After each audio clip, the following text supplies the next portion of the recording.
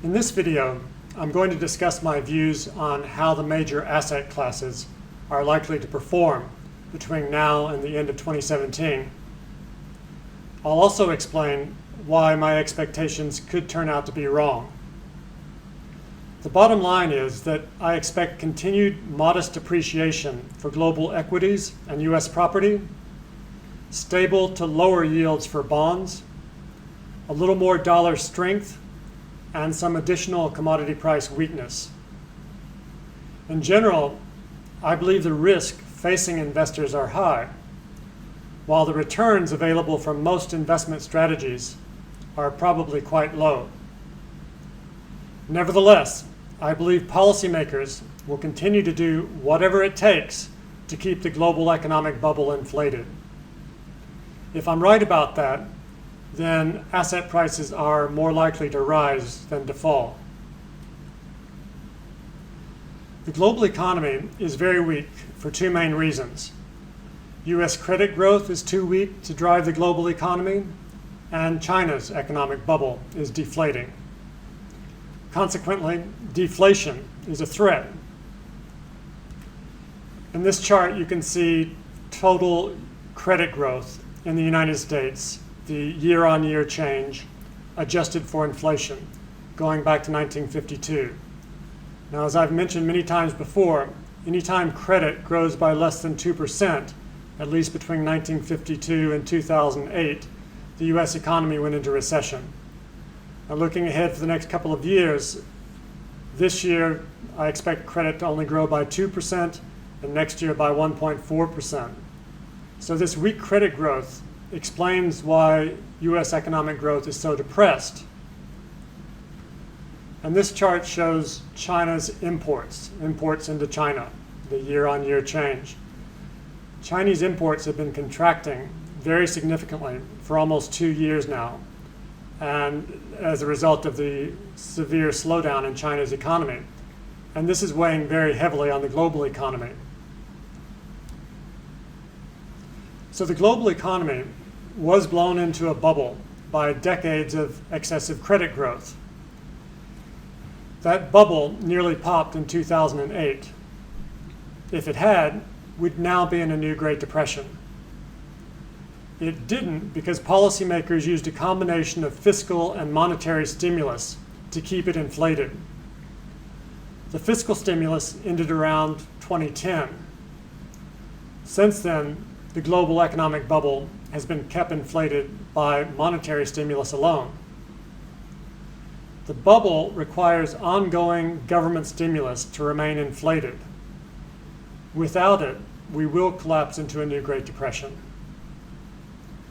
My expectations regarding the performance of asset prices in 2017 is based on my belief that policymakers will continue to provide the required stimulus. The main policy tool in recent years has been monetary policy. In a normal economic downturn, monetary policy works by pushing down interest rates, thereby making new investments more affordable. In this post-2008 near depression, it's worked by pushing down interest rates and thereby pushing up asset prices.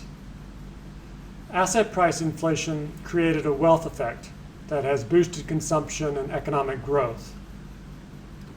More than ever, interest rates are the most important factor affecting all asset classes and the global economy more generally. This chart shows U.S. household sector net worth, in other words, the net wealth of U.S. households.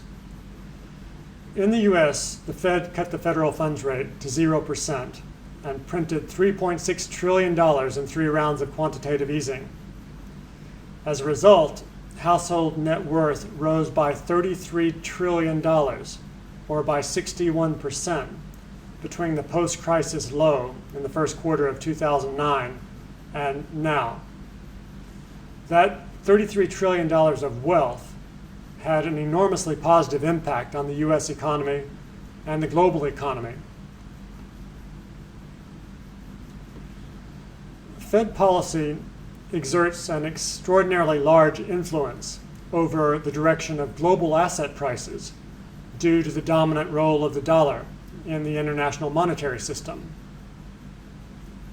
Over the past 2 years, the Fed has hoped to begin normalizing monetary policy by increasing the federal funds rate. However, concerns over the possibility of US rate hikes and a stronger dollar negatively impacted the price of stocks and commodities, as well as the economies and currencies of the commodity-producing countries. The next several charts illustrate the impact that Fed policy has had on all the financial markets over the past 13 months. This chart shows the dollar index. Between the end of 2008 and October 2014, there were 3 rounds of quantitative easing. When QE3 ended in October 2014, the dollar started appreciating. And the dollar's strength was reinforced because the Bank of Japan and the European Central Bank were still carrying out aggressive quantitative easing, which put downward pressure on the yen and the euro. During quantitative easing, US stock prices rose sharply. But when QE3 ended around here, they stopped going up. So today I want to focus on the lessons that can be learned from the 2 stock market corrections, the 11% correction in August 2015 and the 12% correction in January and February 2016. The Fed had indicated that it intended to hike the federal funds rate in September last year for the first time in nearly 10 years. But the stock market corrected in August, and that forced the Fed to postpone the September rate hike. When the Fed backed down, markets rebound and hit a new high in November. In December, the Fed did hike rates. The markets corrected even more sharply in January and February, and a serious stock market crash looked like a real possibility. But at the end of February, the G20 finance ministers and central bank governors met in Shanghai, and a deal may have been struck there, because in March, the Fed became very dovish, and it cut its forecast from 4 rate hikes in 2016 to just 2 rate hikes in 2016. And so far, there haven't been any rate hikes this year. So the markets recovered when the Fed turned dovish, and the S&P index is now up 19% since then. This shows the MSCI World Equities Index, and you can see the same pattern. Big correction in August and again in January and February, but everything turned positive after the February G20 meeting. And this is the Emerging Markets Equity Index. A big sell-off during August, a rebound, another sell-off in January and February, and then after the Fed turns dovish, the emerging market equities move up sharply. This shows the commodity price index. Commodity prices fell sharply while the dollar was strengthening, and they kept falling until the G20 meeting and subsequent Fed dovishness. Then they rebound. And gold prices. Gold prices moved down also right up until the time of the G20 meeting, and they have rebounded as well. Now this chart is the exchange rate between the Chinese yuan, or RMB, and the US dollar. So the 3% devaluation of the Chinese RMB sparked off the August stock market correction and forced the Fed not to hike rates in September. After the Fed did hike in December, the RMB fell further and contributed to the January and February sell-off. So the message from China to the Fed was very clear. If you hike US interest rates, will devalue our currency, which will export deflation and destabilize the markets. So the point is, Fed policy decisions have been driving the markets, and this is likely to continue. The Fed is now considering raising interest rates again in September or December, or possibly even both. If it does, it's likely that China will devalue further and markets will correct. When the markets correct, the Fed will probably backtrack and the markets will rebound. The Fed needs asset prices to keep moving up, ideally by about 5% a year, in order to make sure that the economy continues to grow. I think they'll do whatever it takes to make that happen. Interest rates are the key, because interest rates directly impact the economy, bond prices, stock prices, and property prices. And indirectly, they impact currencies through interest rate differentials, and commodity prices through the economy and currencies.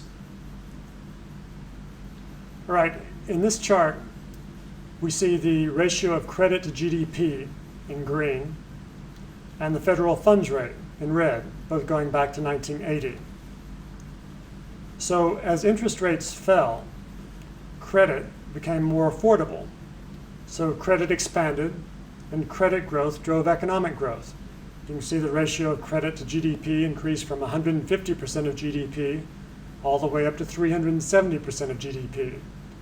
And that expansion of credit drove the economy. But now, if interest rates rise, then credit will contract and the economy will crash.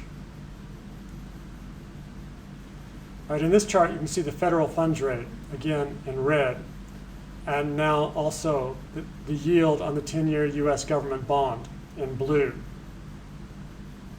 So the Fed can control the federal funds rate, but it can't always control the yield on the US government bond. And the government bond yields are much more important to the economy than is the federal funds rate. So notice that the 10-year bond yield kept moving down even after the Fed hiked the federal funds rate in December. And you can see this on a much bigger scale back in 2004 and 2005. The Fed, at that point, hiked the federal funds rate, I think, 17 times, but the 10-year bond yield barely budged, hardly moved up at all. And that was because during this period, foreign central banks, in particular the People's Bank of China, they were printing a lot of paper money and buying dollars to hold down the value of their currencies. And they used the dollars that they acquired to buy US government bonds. So that pushed up the price of the bond and pushed down the yield. And that's why the bond yields didn't appreciate, even though the Fed was hiking interest rates at the short end of the yield curve.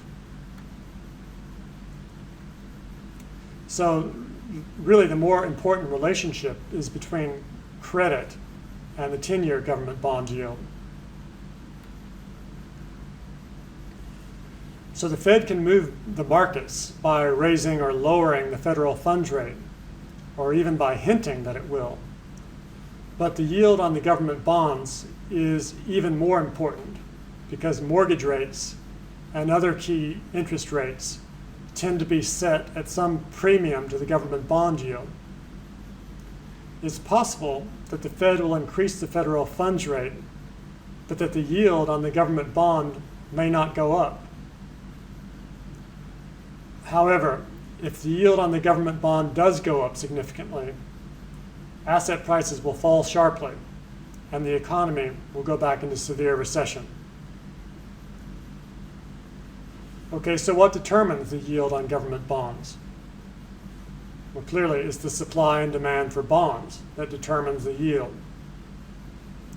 The supply is determined by government budget deficits and by how many new bonds are sold to finance those deficits. Demand is determined by quantitative easing, the yield on other government bonds around the world, and the inflation rate. With quantitative easing, if the Fed prints dollars and buys government bonds, then clearly that increases the demand for the government bonds. It pushes up their price and pushes down the yield. And similarly, if the People's Bank of China prints RMB and uses that new money to buy dollars, and then uses those dollars to buy treasury bonds, then that creates demand for government bonds and pushes up the price and pushes down the yield.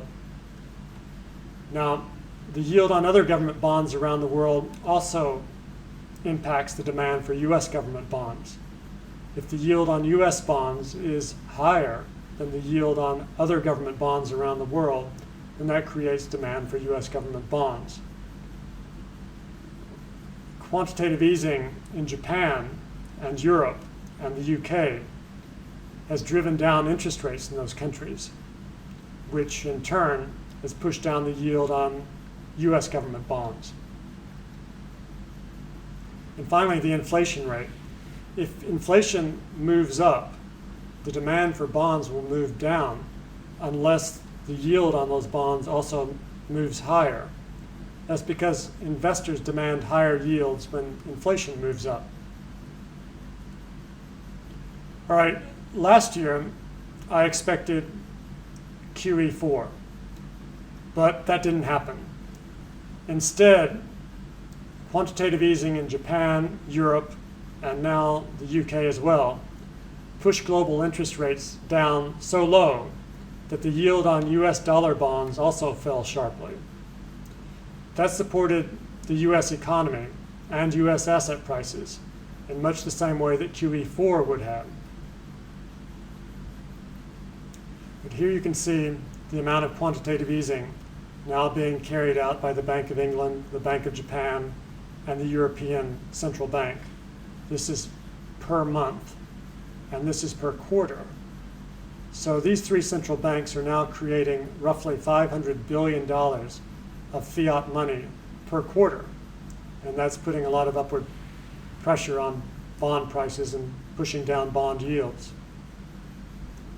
And altogether now, those three central banks plus the Fed have created more than $8 trillion, which they've used to buy government bonds. So that's creating a lot of demand for government bonds, pushing up the price and pushing down the yield. And this total is scheduled to increase by another $1 trillion over the next 6 months, since these three central banks are still printing $500 billion a quarter. The combination of very low inflation with quantitative easing has pushed government borrowing costs to record low levels. The yield on the 10-year Japanese government bond is yielding -9 basis points. And the European government bonds are also negative, a yield of -9 basis points. In the UK, the yield on the 10-year UK government bond is roughly 57 basis points. And this came down very sharply after the Bank of England launched its third round of quantitative easing a couple of months ago. And in the US, the 10-year government bond yield is about 1.5, 1.6%. And it too moved down as a result of the launch of quantitative easing in the UK. Okay, in the next several slides, I'm going to discuss my views on the likely direction of all the major asset classes.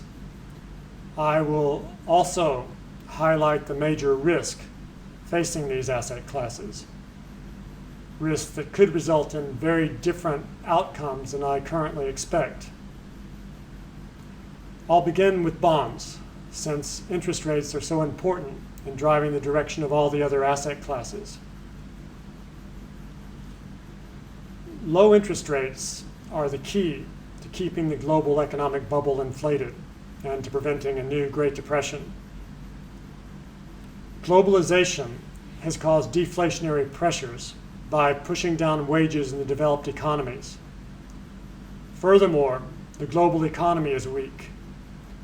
That is adding to the downward pressure on prices and therefore interest rates. Quantitative easing by the Bank of Japan, the European Central Bank, and now the Bank of England is also depressing yields globally. The slow but steady devaluation of the Chinese RMB is also deflationary and a factor in keeping interest rates low.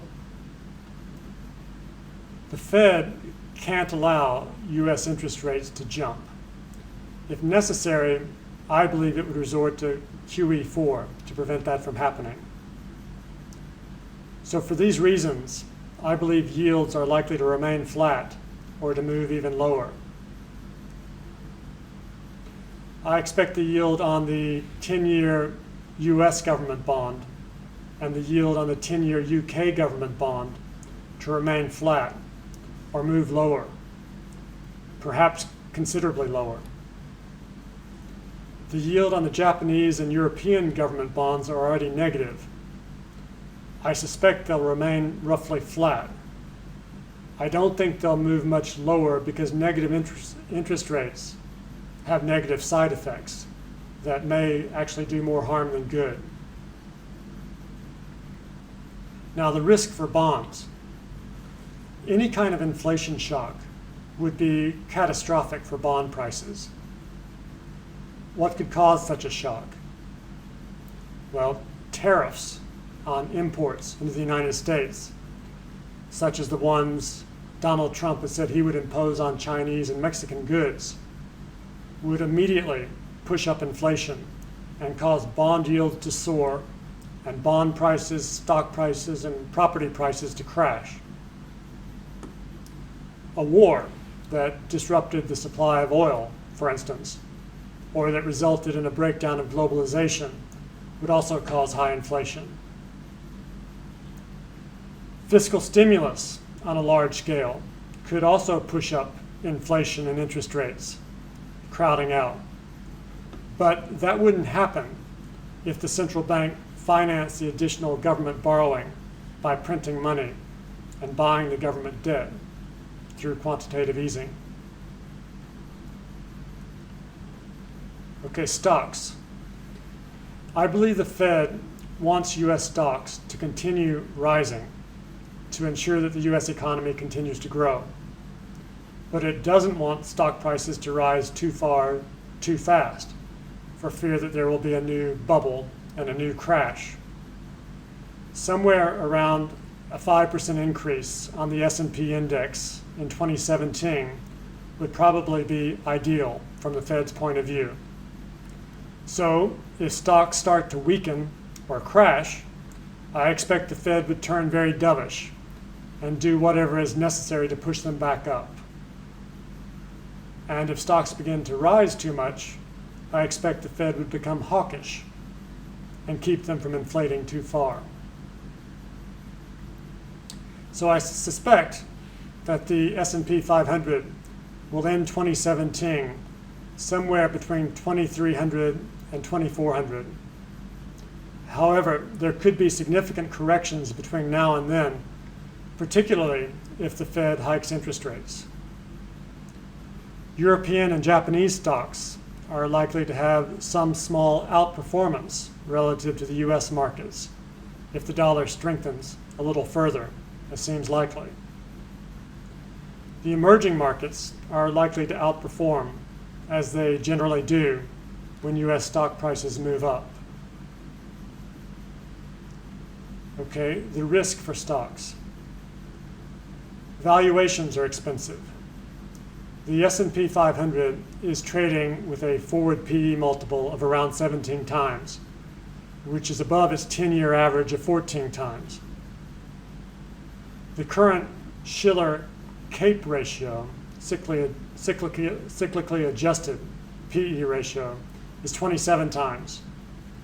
Its average, going back to 1881, is 17 times. Stock prices are being held up by aggressively accommodative monetary policy and extremely low interest rates.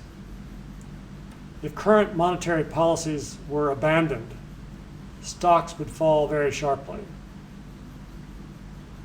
Inflationary shocks, higher interest rates, a large devaluation of the Chinese RMB, or some other unexpected shock could cause a very serious stock market correction. Now, property. The Fed needs U.S. property prices to keep moving up so that the economy will continue to grow. And here I'm only going to comment on U.S. property. Prices have risen by 5% over the last year. I believe that's perfect from the Fed's point of view. And I suspect that U.S. property prices are likely to rise by a further 5% or so during 2017. Here you can see the S&P Case-Shiller 20-City Composite Home Price Index. It's up about 5% year on year. Now, the risk for property. Property prices are exposed to interest rate risk, just like bonds and equities are. Nevertheless, I believe that investing in rental property, a house on a piece of land, is still one of the best options open to many investors. Rental demand is strong. Historic low mortgage rates can be locked in for the life of the mortgage with an option to refinance if rates continue moving lower. And I believe land is a better investment than gold. If the price of gold rises, land prices are also likely to rise.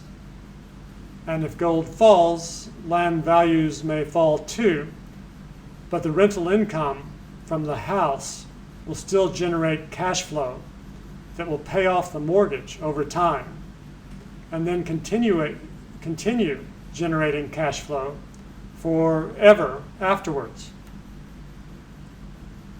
All right, currencies. In the past, interest rate differentials drove currencies in the short run. If one country lowered its interest rates and other countries didn't, then that country's currency would weaken. Now, with policy interest rates so low or even negative, quantitative easing has become the key driver. The country that prints the most money should see its currency depreciate. With the Fed talking about increasing U.S. interest rates, while the Bank of Japan, the ECB, and the Bank of England are all printing, the dollar should appreciate against the yen, the euro, and the pound.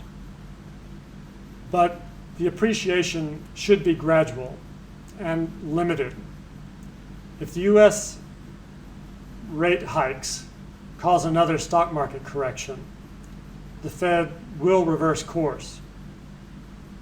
The Chinese RMB is likely to keep depreciating against the dollar since China's economic bubble is deflating. Fear of a large RMB devaluation will prevent the Fed from increasing U.S. rates significantly. Emerging market currencies are likely to weaken somewhat due to talk of U.S. rate hikes and the depreciating RMB. Now, currency risk. The possibility of QE4 is the greatest risk to my outlook for currencies.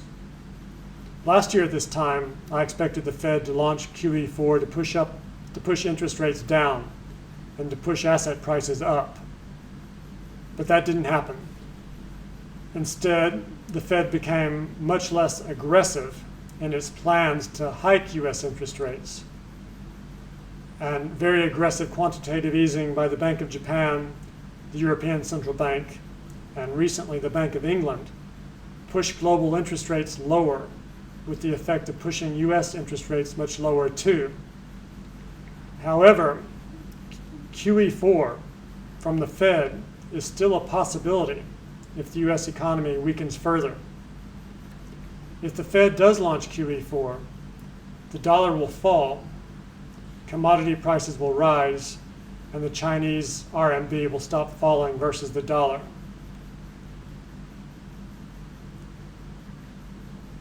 Commodities. Commodity prices are impacted by the value of the dollar and supply and demand for commodities. As a general rule, when the dollar goes up, commodity prices go down. Gradual near-term dollar strength should put some downward pressure on commodity prices. Now, supply and demand. Global supply of commodities is generally on the rise due to the very high commodity prices a few years ago. This trend will eventually reverse now that commodity prices have fallen, but not during 2017. Global demand for most commodities is weaker than had been expected, in large part due to China's economic slump. Here's the commodity price index again. It has rebounded some, but the weakness in most commodity prices is likely to resume. Gold is likely to weaken in the short to medium term, given that the dollar looks likely to continue to strengthen gradually. Oil, OPEC is struggling to stabilize the price of oil in the face of a flood of new supply from U.S. shale oil. OPEC manipulation may or may not succeed in holding up the price of oil in the near term, but over the longer term, oil is facing technological obsolescence. Within 30 years, and perhaps significantly sooner, I suspect that oil will be nearly worthless. Commodity risk. I think the biggest risk for commodities is that they are being, or could be, or will be manipulated through the over-the-counter derivatives market, which lacks transparency and is largely unregulated. That possibility makes placing bets on the direction of commodity prices particularly risky. Another threat, of course, is supply shocks to commodities and QE4. If the Fed does launch QE4, the dollar will fall and commodity prices will rise. All right, I would like to here discuss the risk of QE4. Weak credit growth in the United States suggests that the U.S. economy will fall back into recession next year unless there is additional fiscal stimulus. If the U.S. begins to move back into recession, the Fed will cut the federal funds rate back to zero and then launch another round of quantitative easing. That is a real possibility. In fact, I continue to believe that the Fed eventually will launch another round of quantitative easing. The question is, how soon? And that's a very close call.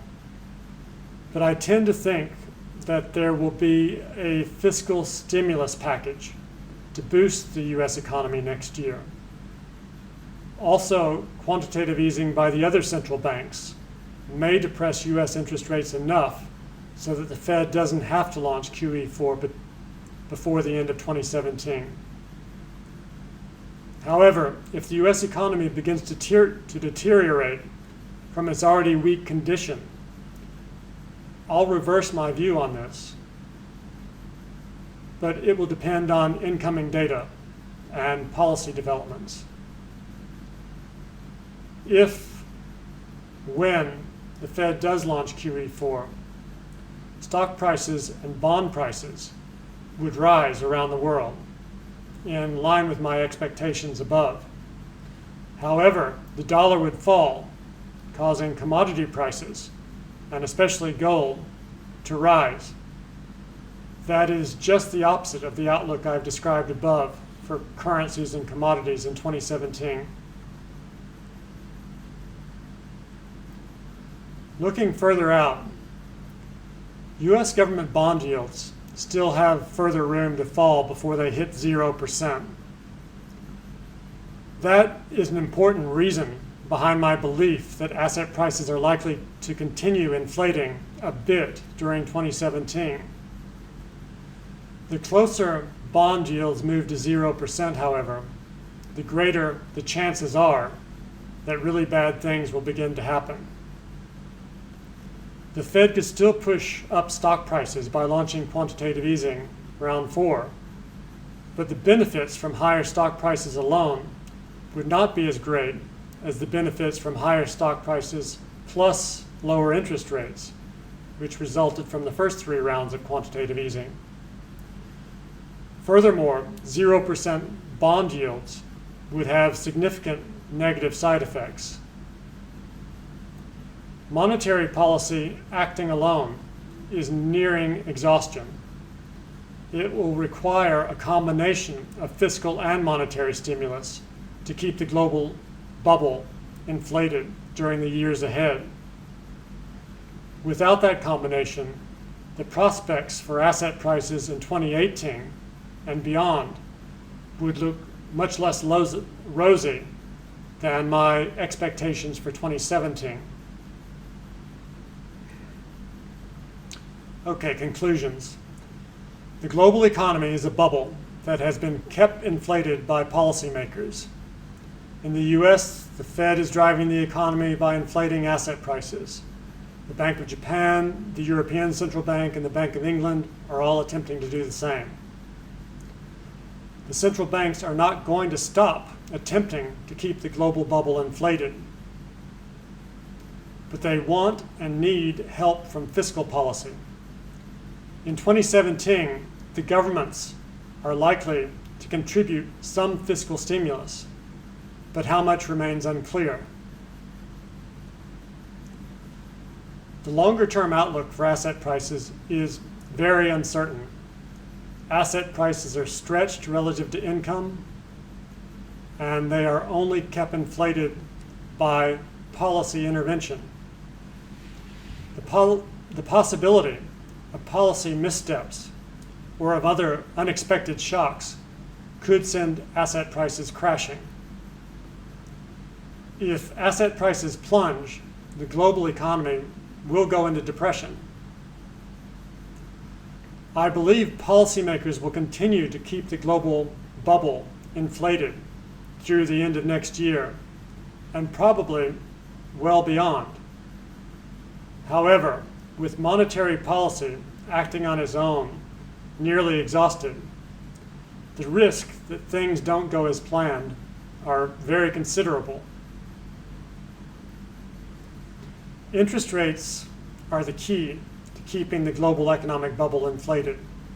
So inflation is the key risk. Inflation looks unlikely. Global deflationary pressures are strong. However, unexpected shocks are always a real possibility and threat.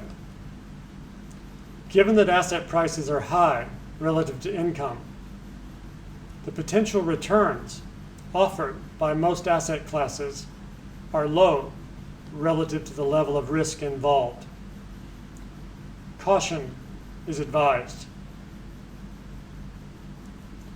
Finally, let me ask you to look over this disclaimer again. It's important.